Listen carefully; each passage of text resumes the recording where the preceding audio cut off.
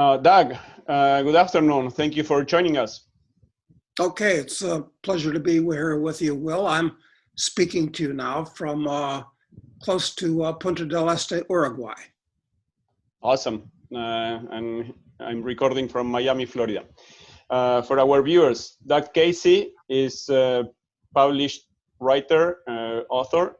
His first book, Crisis Investment, in 1979, was one of the largest, one of the most popular investment books ever sold.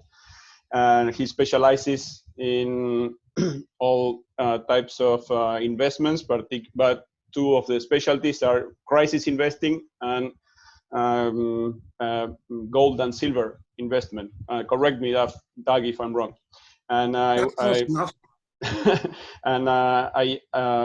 asked him to join this call because I think in these times with the coronavirus crisis and the upcoming or already here economic crisis with us, crisis that Doug had predicted, has been announcing for probably 8 or 9 years now. He's, in my opinion, one of the most qualified persons in the world to advise the individuals and families on how to prepare themselves for the economic crisis. Doug, at the same time, when we were preparing for the call, I mentioned what we are doing, cured at home for certain circumstances about the coronavirus crisis, and you had some very good questions about it. Where do you want to start? Do we start with cured at home? Well, I don't know much about that. I'll just say that I think that the coronavirus crisis is mostly manufactured. It's a tempest in a teapot. So far, only 13,000 Americans have died from it. And in a typical year, someplace in between 25,000 and 60,000 die from just the normal seasonal flu. So this thing has been blown way, way out of proportion. It's not very important, actually. Would you, so that's what is important? The seasonal flu that is over probably a 4 month span. The 14,000 you just mentioned happened in about 2 weeks. Well, we'll see how it develops.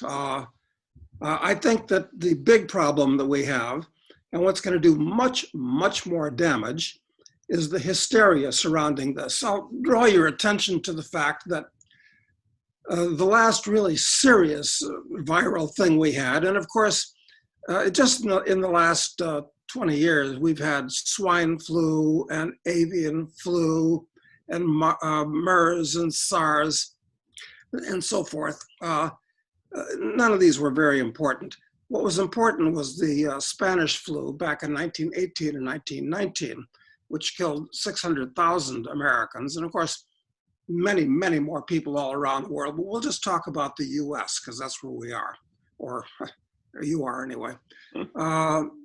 And if you translate that to today's numbers, that would be equivalent, if we had another Spanish flu, of about 1.6 or 1.8 million people dying. Now that would be a big deal. So what's going on now is not a big deal relative to something in the past. And I'll point out that in the past, for the Spanish flu, there was just a minor recession in those 2 years. And that was mostly due to readjustment from the adventure in World War I. But what these idiots are doing is shutting down the entire economy.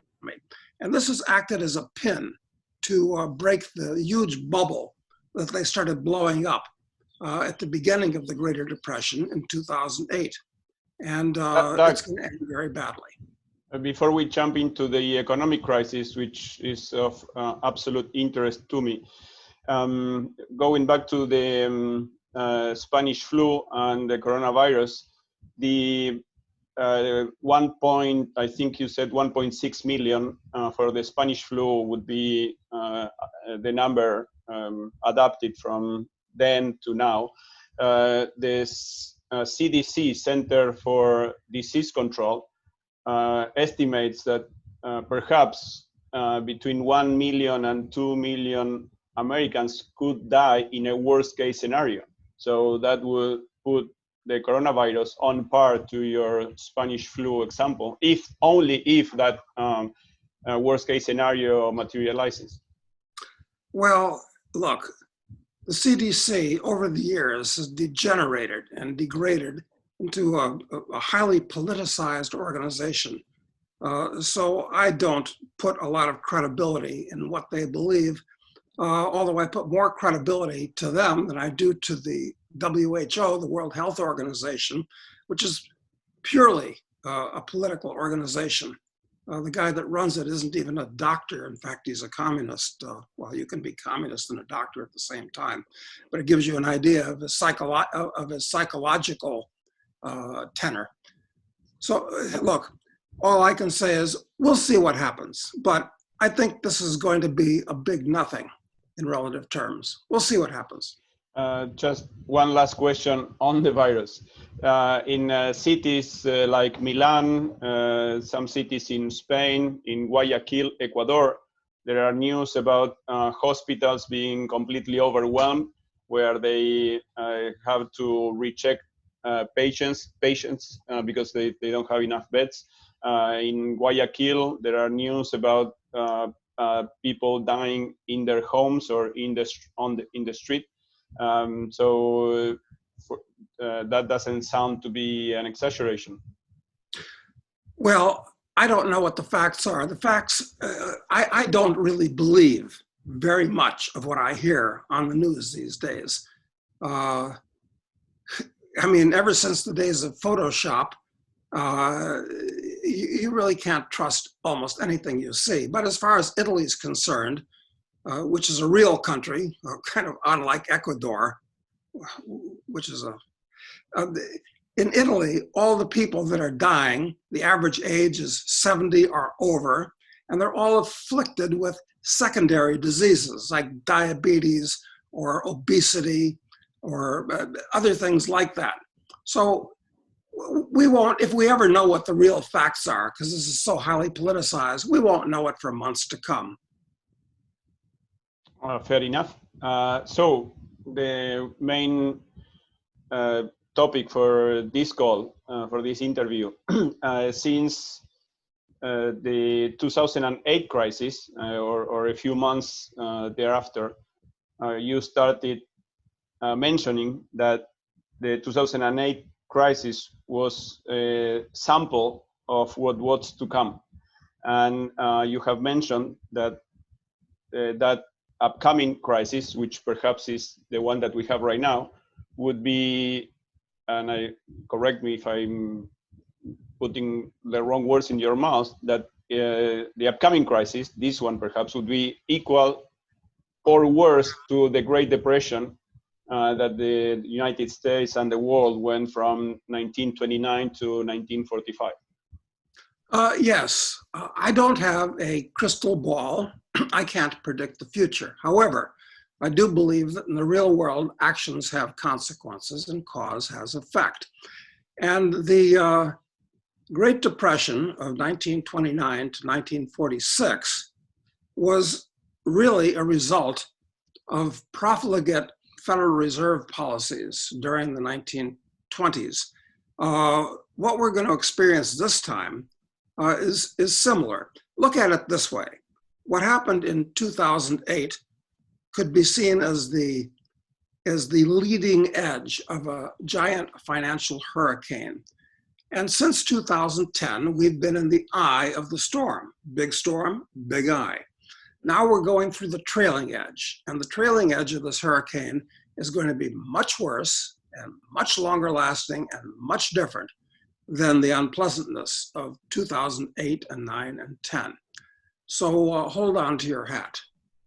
Do you believe that that right now, so that for the next 3 months is when we are going to experience that exiting of the eye of the hurricane? Or I do believe, like you, that a crisis worse than 2008 will happen.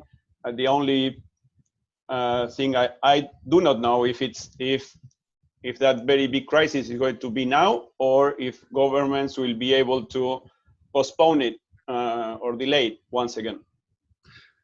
Well, let me point out that governments and government action are the problem. They're not the solution. The trillions of dollars that the US government is creating now, they've actually gone hog wild, distributing money by helicopter to everybody, to individuals, big businesses, small businesses. 2 trillion, 4 trillion, maybe it'll be 6 trillion by the time it's over.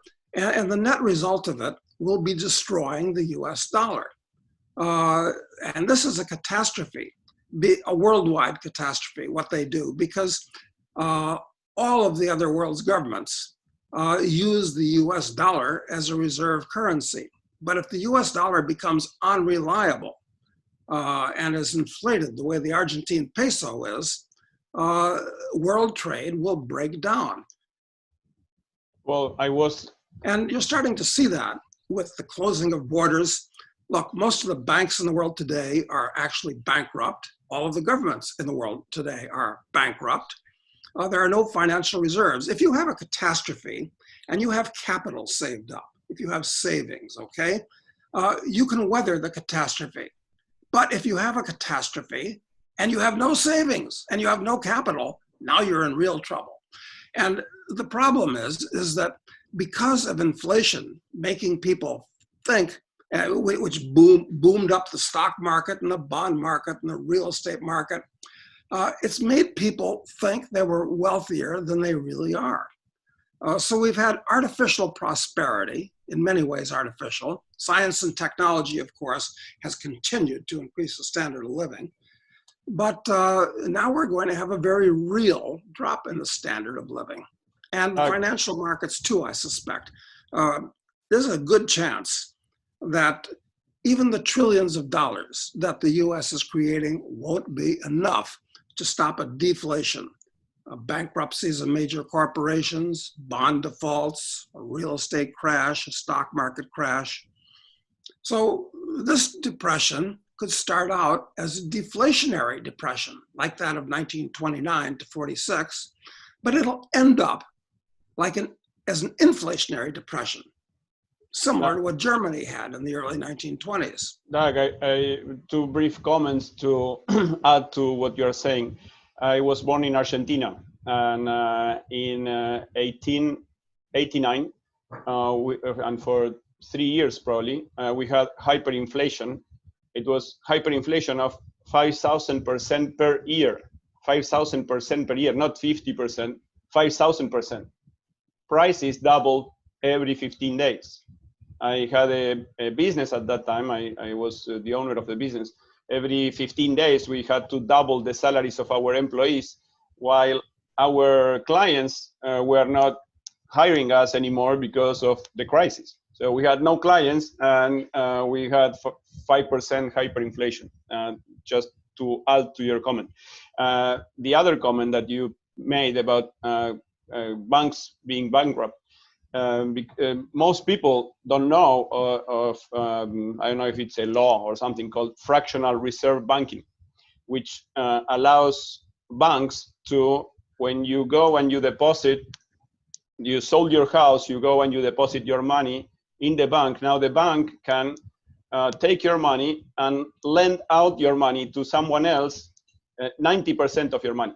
So your money still shows up in your bank account, but it's not there because it has been lent out to someone else who is using it to buy a house or something. And so our monies are not in the bank. That's right. Well, that's the way it works. Let's say that $100,000 is in somebody else's bank account, and they lend out 90% of that, and it goes into another person's, they lend out 90% of that, and then 90% of that, and so forth. And that's how the money supply grows through the banking system. And you're right, it's only possible with fractional reserve, which makes banks structurally unsound. So this is one reason why I think the world is going to go back to using gold as money. Government shouldn't be in the money business. In fact, government shouldn't be in any business, I'd say, including, I'll say something outrageous, they shouldn't be in the school business. They shouldn't be in the roads business. They shouldn't be in the post office business. Government shouldn't be in any business except protecting you from coercion and violence initiated by criminals. That's all they should do. That's it.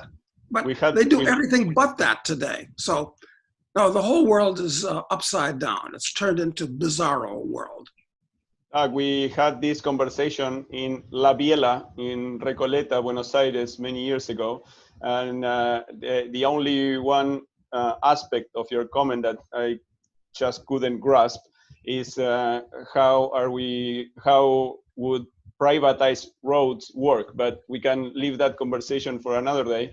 I want to now ask you for your advice for the viewers on how to prepare themselves. And I think it would be great if you have advice for those who have monies to invest. And so then you can refer to your crisis investing book. And when you were in Cyprus in 2013, right after their own economic crisis, looking for investment opportunities in Cyprus. And so what's your advice for those with savings? And what's your advice for those who these days are living month to month, and how they can also be ready in case of the economic crisis deepens? Well, if you have some capital, if you have some money, you should definitely have a lot of gold.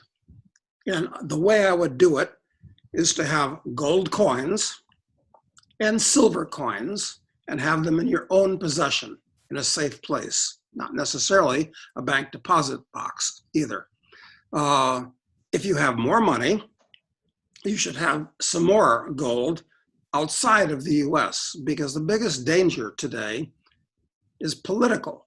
The financial markets are very dangerous, but your government is a bigger danger to you than the financial markets. So you want some gold outside of the country where you are. That's the second thing.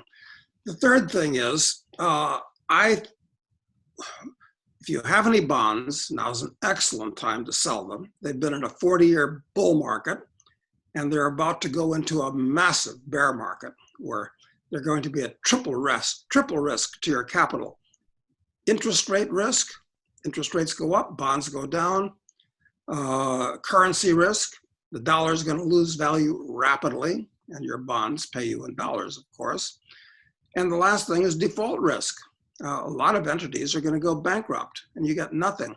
So get rid of your bonds. Be very, very careful about stocks. The stock market has been in a bull market for a long time. Not interested in stocks. Yes, they could go up. It's what we call a dead cat bounce. However, I think a good speculation is gold mining stocks. Very few institutions own them. Very few members of the public know anything about them. The next bubble that's going to be created from all of this funny money the governments are creating is going to be in gold. It's going to go way up. And these gold mining stocks, I hope, go into a super bubble. So I suggest that you learn something about speculating in mining stocks. Very dangerous area, incidentally, crappy business, basically, but can be very profitable at the right time. And I think this is one of those times. So that's my advice. For people that don't have any money, all I can suggest is that there's an infinite demand for goods and services on the part of everybody. Everybody wants more. Everybody wants more goods. Everybody wants more services. So if you don't have any money, it's up to you to figure out some way to provide goods and services to people so they pay you for that. And then what you want to do is save most of what you're paid. That's how you become wealthy, by producing more than you consume and saving the difference. You just don't want to save in dollars anymore. Dollars are very risky.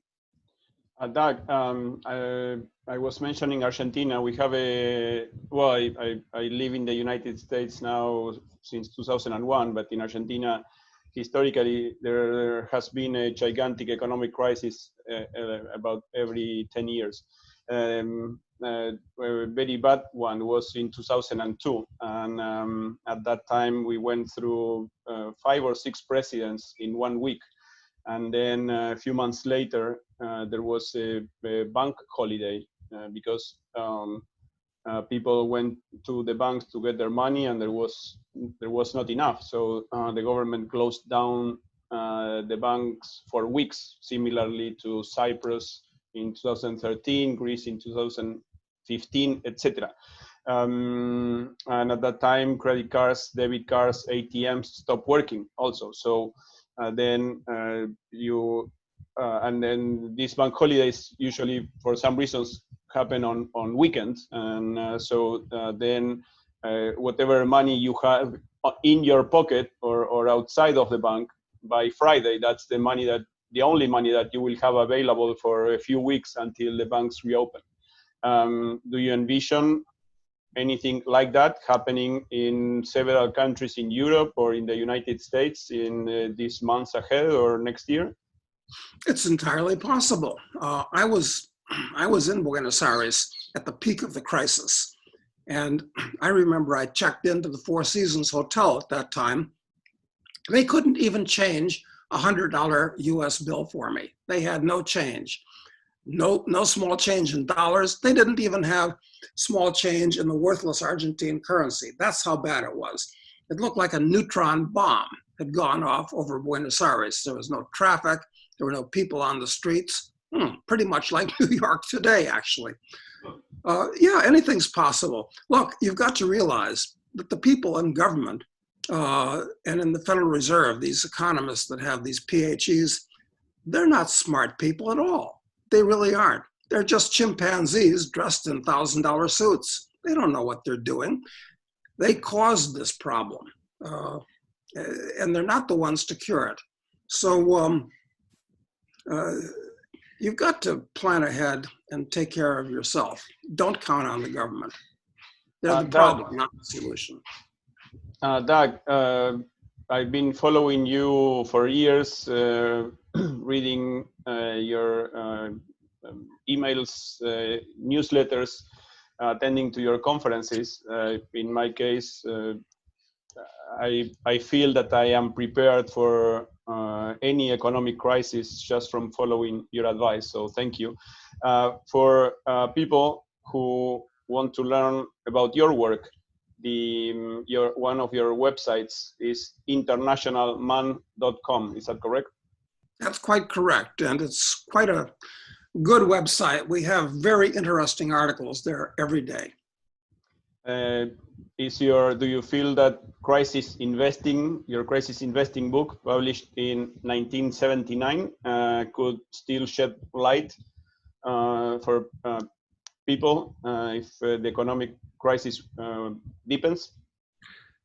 Yes, all of the basic economics and basic principles in that book are completely up to date. They haven't changed at all. Some of the investment advice has, of course, but I have 2 other books that are similar. Strategic Investing in 1982. There was a stock market book that said the stock market was going to boom. And the last economics book I wrote was Crisis Investing for the Rest of the 90s, which is very different from the first Crisis Investing. And it's really a good book. So they're all available in the used book department of Amazon. But I'd urge people to, I prefer to write novels now, because there are a lot of things that you can say in the form of fiction that you cannot say really in nonfiction. So the first novel came out a couple of years ago. It was called Speculator, about the gold mining business and a bush war in Africa. The second was Drug Lord. Thank you. That is about our hero gets into the drug business. And the one that's coming out in July is going to be called Assassin, where our hero becomes an assassin. And then the next 4 books are going to be really radical after that. So you don't want to fall behind in the adventures of Charles Knight in these novels. I read the first 2. In my case, I don't know why I enjoyed Drug Lord more. Both are fantastic. I think it's important to read them in order. And so, Doug, first, thank you very much for your time, for your wisdom of years. Hopefully, viewers check you out. In my case, I hope also that they check what we are doing at curedathome.org. Thank you, Will. It's been a pleasure talking to you. Thank you, Doug.